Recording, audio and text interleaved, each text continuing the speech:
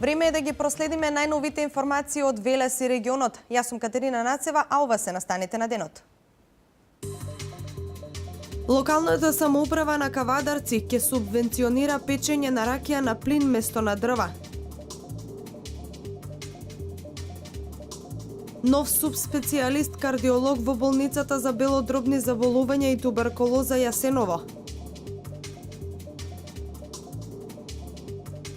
Крводарителска акција во чест на 9 ноември, ослободувањето на Велес.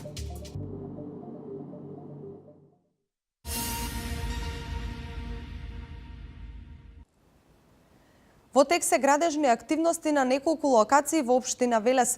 Целта е подобрување на условите за живот на граѓаните. Во зависност од временските услови, градоначалникот Шадиев вели дека до крајот на годината планирано е да завршат целосно сите започнати градежни активности. На неколку локации се вршат градежни активности во општина Велес. Во Бузалково при крај е бетонирањето на улицата во должина од 420 метри, а се работи и на водоводните линии на неколку улици. Целта е подобрување на условите за живот на граѓаните. Времено го завршуваме, односно ги превршуваме при крај водоводниот систем за прстеността за окружување околу градот. Значи континуитет има во работење, каласлари се работи на водоводните линии, на викенд населбата исто така се работи. Како што истакна градоначалникот Чадиев, доколку дозволи времето, продолжуваат градежните активности. За крај на оваа градежна сезона планирано е да се избетонираат уште 2 улици и една да се бекатонира.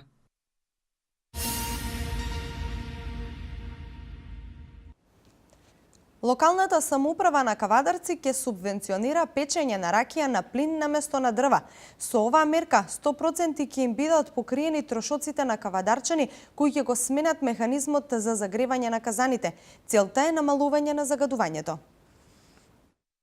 Општина Кавадарци ќе субвенционира печење на ракија на плин наместо на дрва. 100% ќе им биде покриен трошокот на кавадарчани кои ќе го сменат механизмот за загревање на казаните. Целта е намалување на загадувањето. Ова го соопшти градоначалникот на Кавадарци Александар Панов на традиционалните средби со граѓани од урбаните и местните заедници. Според нас, според нашите анализи, најголемиот загадувач во овој период тоа се луѓето кои што печат ракија, да им помогнеме во намалување на нивните трошоци и наместо дрва, наместо лозанки, наместо крпи и пластични материи да печењето на ракија го обават со најеколошкото средство со кое што располагаме, тоа е плинот.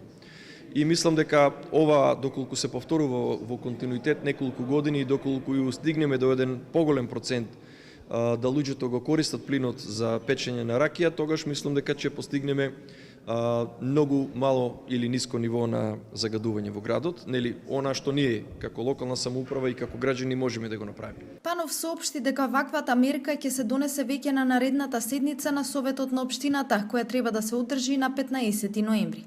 Тој појасни дека по набавката и инсталирањето на новиот механизам за загревање на казаните од страна на корисниците, целокупниот платен износ со соодветна финансиска документација ќе треба да ги достават до локалната самоуправа, која пак во најбрз можен рок ќе им ги врати вложените пари на граѓаните. Општина Кавадарци 100% го покрие трошокот за промената на пламеникот, односно на загревањето на казаните.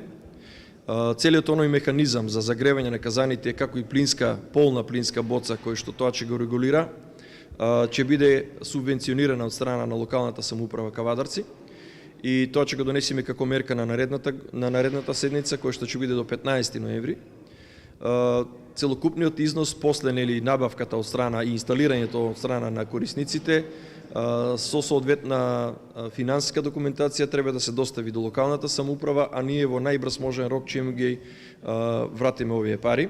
Панов јавно преку медиумите ги повика кавадарчани да доставуваат и предлози до општината околу тоа што сметаат дека би требало да се направи во понатамошниот период во делот на комуналната изградба. Доколку нивните идеи се издржани и има доволно финансиски средства, истите ќе бидат и реализирани.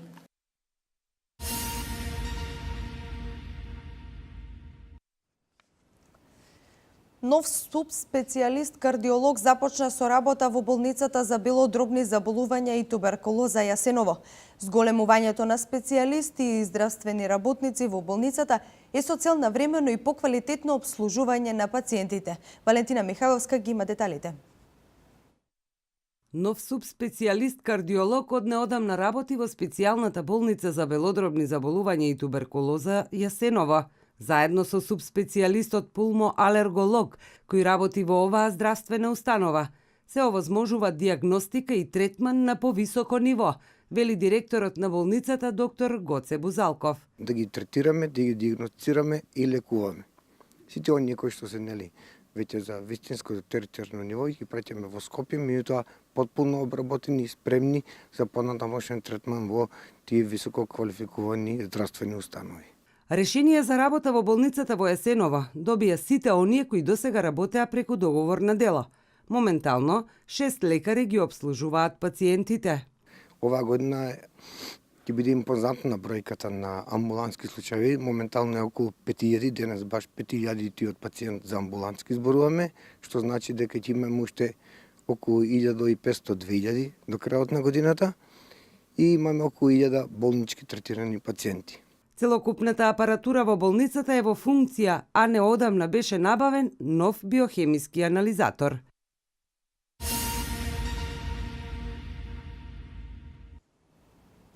Денес во Народниот театар Јордан Хаџи Константинов Джинот во Велес се одржа крводарителска акција во организација на мотоклуб Носачи на крстот и општина Велес. Директно вклучување имавме во првиот дневник од колешката Сања Левкова Ангелова. Да погледнеме дел од изјавите. Значи, ова ни е 8 година поред од како ја организираме ова крводарителска акција заедно во склоп со општина Велес. Значи, во склоп на збиднувањата кои се случуваат по повод 9 ноември, ослободувањето на градот, 72 годинава славиме од ослободувањето на градот. Целта е да покажеме хуманоста на моторџиите, хуманоста на воопшто на луѓето од град Велес, бидејќи се смета и тоа е вистина и по статистика докажано дека Велес е најмоторџиски град во Македонија. Значи имаме регистрирано мотори по глава на жител, процентуално највеќе во Република Македонија. Па до сега имаме 60 дарители, се очекува бројка околу 100. Се надевам дека таа цифра ќе исполниме до крај на акцијата и покрај тоа што акцијата од 14 часот, така да се надевам дека тие што чекаат дека на време ќе дадат крв. Сметате ли дека велешани се хумани луѓе? Да, секако. Велешани се едни од најхуманите во цела Македонија, се стално во најголем број, по моје искуство, пошто многу пати доаѓам на замена во Велес, така да моје благодарност до сите велешани за крводарувањето. Прв пат давам крв, значи чувството е неописливо, особено кога знаеш дека таа течност што си ја дал за некое време можеби ќе му спаси на некој живот. Што беше одна што те поттикне да дојдеш денеска тука и да даруваш крв? Па тоа што највеќе ме поттикна, значи ние како моторџии сме категорија на луѓе кои што реално се подложни на многу сообраќајки, реално имаме многу потреба од крв. Еве последен пример е наш член у клубот на сообраќајка, значи прими 20 кесиња крв, така да ова е една должност кон таа институција да ја вратиме таа крв која што самите сме употребили.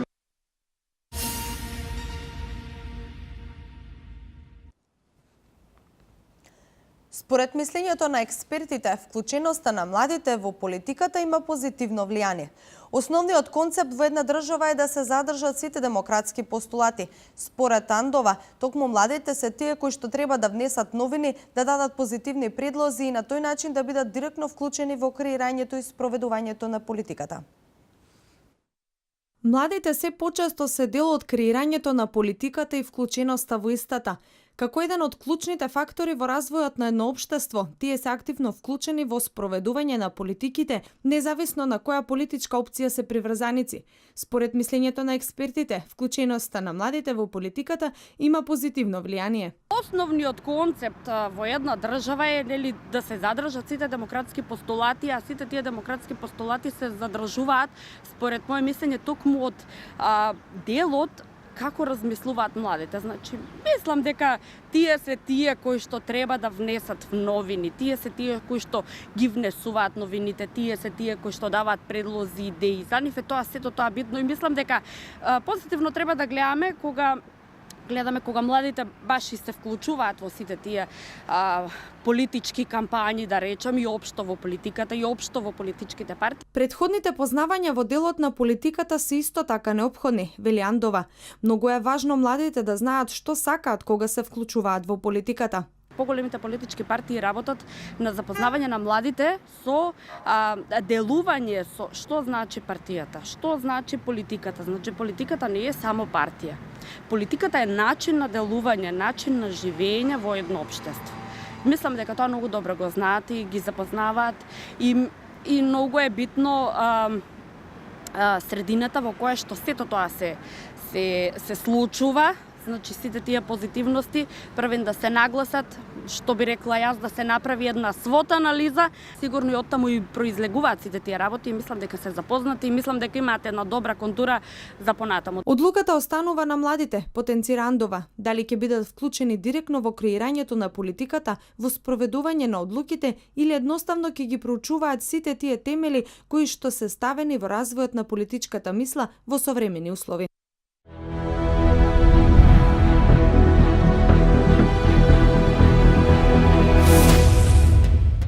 Унијата на жени на ВМРО ДПМН ја одржа 17-та конференција во салата Борис Трајковски во Скопје. Своје излагање имаше председателката на Унијата на жени на ВМРО ДПМН Даниела Рангелова и лидерот на ВМРО ДПМН Никола Груевски, кој порача дека на следните избори ВМРО ДПМН ќе настапи со одлична програма која ќе е реална и остварлива. Унијата на жени на ВМРО ДПМН ја одржа 17-годишната конференција во салата Борис Трајковски во Скопје. Председателот на ВМРО ДПМН Никола Груевски порача дека на следните избори партијата ќе настапи со одлична програма која е реална и остварлива. Во држање на ваков говор, јас не би бил јас доколку не обзнанам неколку проекти и реални мерки кои планираме да ги реализираме. Затоа, уште на самиот почеток, да ја задржиме оваа традиција. Досега многу работи поврзани со жените ги ветивме и ги реализиравме. Се овозможи неплатено родителско отсуство, надоместок за плата поради бременост, раѓање и родителство, 15 месеци породилно отсуство за мајка на близнаци. Се донесе законот за превенција, спречување и заштита од семејно насилство. Се изврши изголемување на посебните додатоци, додаток за трето дете, кое се уште важи и е на сила и е многу користено. Своје излагање имаше и председателката на Унијата на жени на ВМРО ДПМН Даниела Рангелова, која изјави дека со целиот свој тим се вложи во работата на Унијата, што се гледа и по резултатите и бројните активности. Имињата на Софија Куновска, Лидија Димова, Ален Георгиев, Маријанчо Николов, Стојко Пауновски, Панче Орцев, Миле Андонов, Маријан Даскаловски, Љубиша Николик, Јулијана Силјановска, Билјана Настеска, Благоја Стојановски и координаторот Горан Сугарески не се најдоа на списоците кои ги објави СДСМ на официјалната листа на пратеници. Зоран Заев ќе биде носител на листата во изборната единица 4, Радмила Шекеринска ќе биде носител во 5-та изборна единица, изборната единица 2 ќе ја предводи Оливер Спасов, во изборната единица 3 ќе биде Љупчо Николовски, Шилегов ќе ја предводи 6-ката, а изборната единица 1 му припадна на Стево Пендаровски. Вака изгледа носителската листа на пратеници кои ја добиле довербата на лидерот на СДСМ Зоран Заев. Имињата на 13 пратеници од вкупно 25, меѓу кои координаторот на пратеничката група Горан Сугаревски, не се најдоа на изборните листи на СДСМ за изборите закажани на 11 декември. Останува нејасно дали на листите на СДСМ ќе се најдат и пратениците од коалицијата, како Љубомир Јосифовски, Дуфе Куковски, Сонја Мираковска, Горан Мисовски, Енес Ибрахим, кои добија пратенички мандат во 2014 година. Во собраничкиот состав тогаш влегоа и Солза Грчева, Љубица Буралиева и Роза Топузова Каревска, кои подоцна станаа независни пратенички.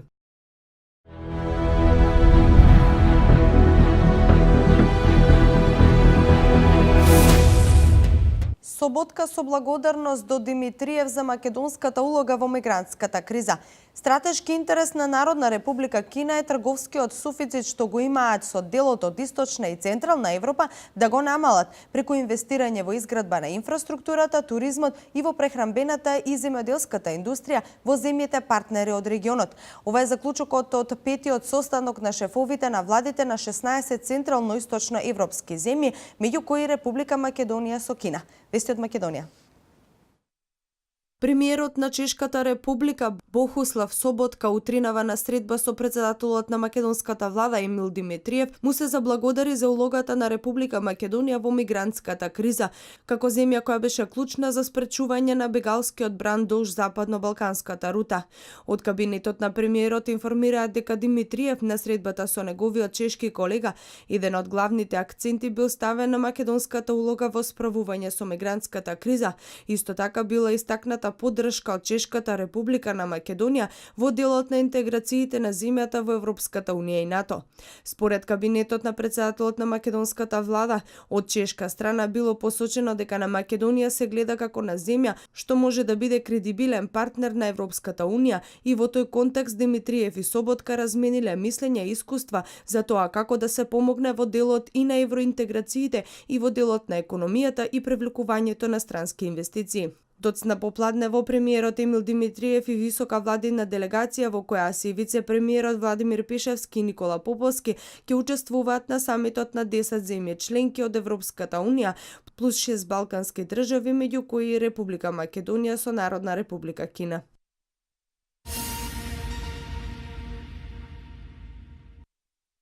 Од вчерашниот пети состанок на шефовите на владите на 16 централно-источно европски земји, меѓу кои Република Македонија со Кина во Рига, премиерот за спроведување на изборите Емил Димитриев го представи позитивното искуство што македонската држава го има со кинеското кредитирање во инвестирање на патната инфраструктура во државата.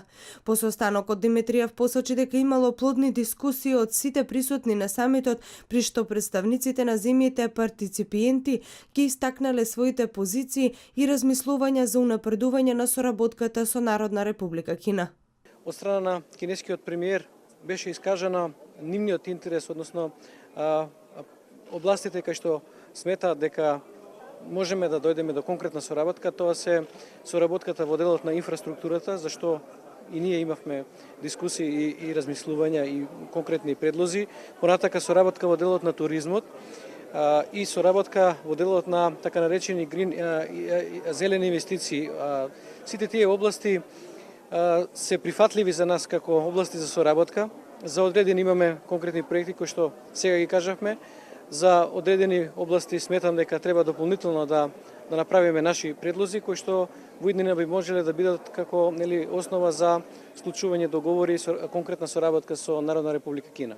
Во рамки на овој самит, Македонија и Народна република Кина подпишаа договор за визна либерализација на носителите на дипломатски и службени патни исправи, а важно е што македонската држава на целиот самит и при сите говори и официјални документи беше представена со уставното име Република Македонија и во секој дел беше употребена придавката македонски.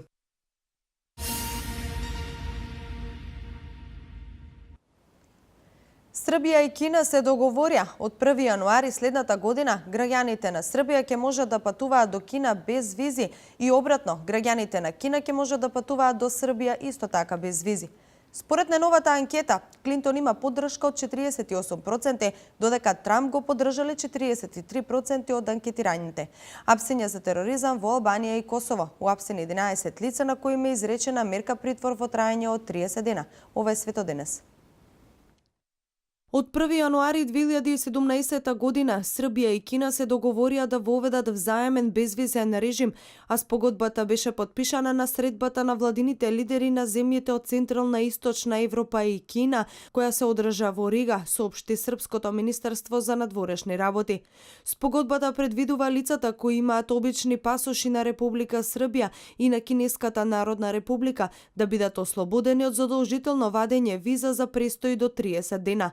На тој начин Србија ќе стане првата земја во регионот на Централна и Источна Европа која ќе ги укине визите со Кина, се вели во соопштението.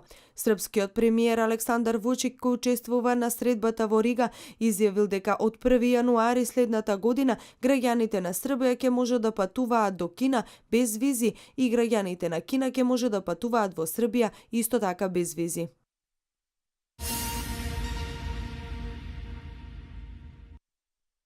Според најновата анкета на Вашингтон Пост и ABC, објавена рано изутринава, кандидатот за председател на демократите, Хилари Клинтон, има предност од 5% пред кандидатот на републиканците Доналд Трамп. Според анкетата, Клинтон освоила поддршка од 48%, додека Трамп го поддржале 43% од анкетираните. Во претходната анкета, чии резултати беа објавени во петокот, Клинтон имаше поддршка од 47%, а Трамп од 44%. Најновата анкета покажува дека поддржувачите на Клинтон се раководат пред се од позитивните оценки за неа, додека мнозинството поддржувачи на Трамп се раководат пред се од негативната оценка на Клинтон.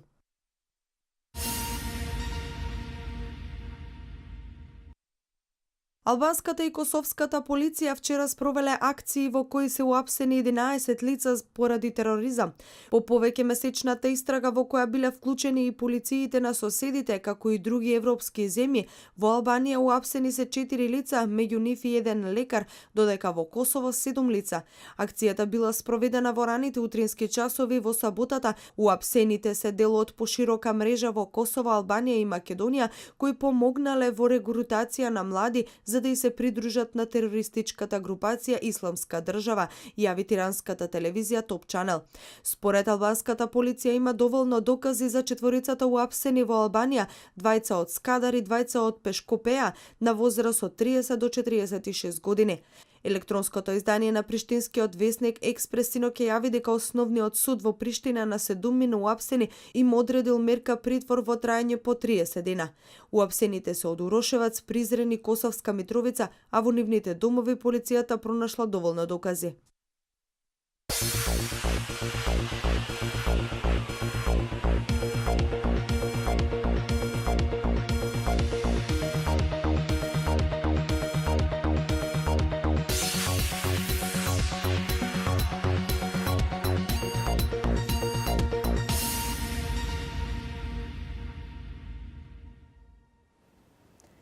Денеска во градскиот парк во Велес за прв пат се одржа полумаратонска и рекреативна трка.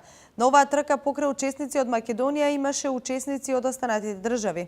Дарио Ивановски беше најбрз на патеката од 21 км која истрча за 1 час и 14 минути. Како поддршка на целокупниот настан, К1 телевизија доби благодарница од страна на организаторите. Што друго имаме од спортот во продолжение?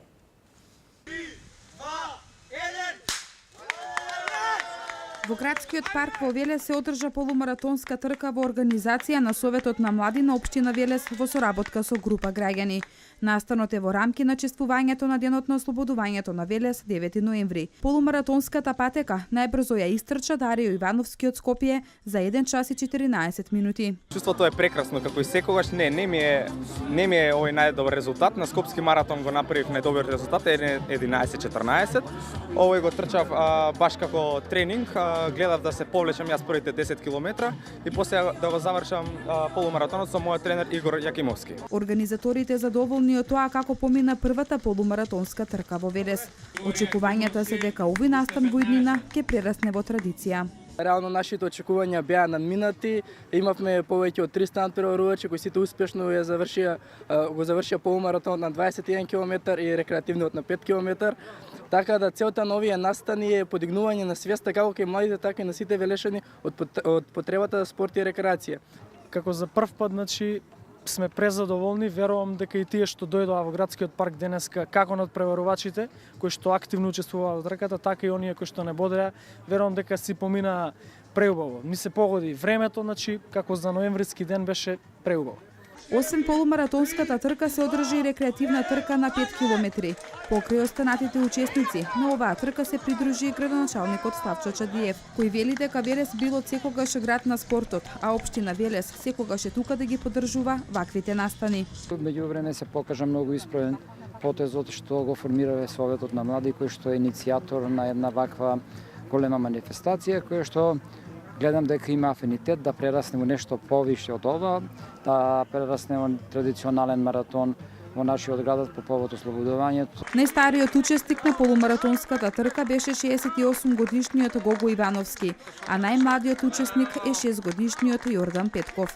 Покрај учесници од Македонија, на овој настан присуствуваа и учесници од останатите држави. Организаторите се надеваат дека овој настан следната година ќе се одржи во поголеми размери. По повод чествувањето на денот на ослободувањето на Велес 9 ноември, во водите на реката Вардар се одржа кајак на диви води. Александар Златаров од кајак клубот Илинден 90 е кајакарот со најдобар скор во дисциплината К1. Второто место му припадна на Кристијан Игнатов од кајак клубот Бабуна, додека на третото место се пласираше Енис Медиовски од кајак клубот Вардар. Во екипниот пасман првото место му припадна на кајак клубот Вардар, второто место му припадна на кајак клубот Илинден 90, на трето место се пласираше кајак клубот Бабуна, а четвртата позиција и припадна на кајак клубот Гемиджи 903. На надпреварот учествуваа 14 надпреварувачи, а настанот беше од меѓународен карактер.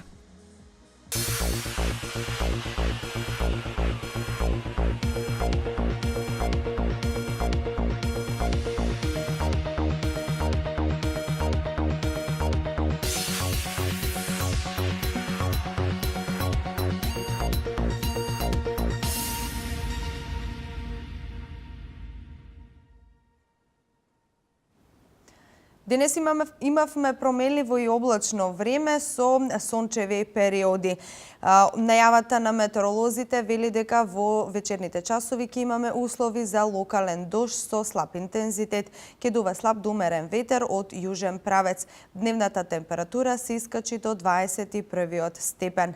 Вакво време се очекува и во текот на утрешниот ден.